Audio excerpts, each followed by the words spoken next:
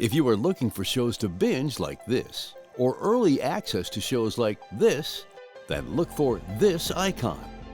That's the Passport icon. It means that video is part of Passport, which offers extended access to a growing library of favorite PBS programs. Now, we will take you to the activation process for KPBS Passport.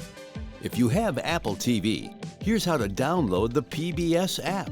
First, launch Apple TV. Then scroll over to the icon for the App Store and click. At the top of the next screen, scroll all the way to the right and select Search. Then simply input the letters PBS, and the PBS icon will appear on your screen. Just select it on the next screen. Scroll down to the Install button and select. It will take a few moments to download, and then you can open the app like this.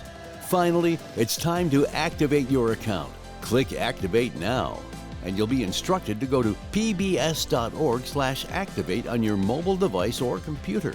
You'll need to open up a web browser and type in the URL bar pbs.org/activate.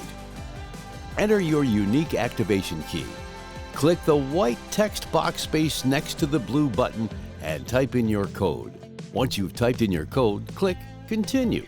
Sign in with your information you use to activate KPBS Passport with your PBS, Facebook, Apple, or Google account. Your Apple TV is now activated.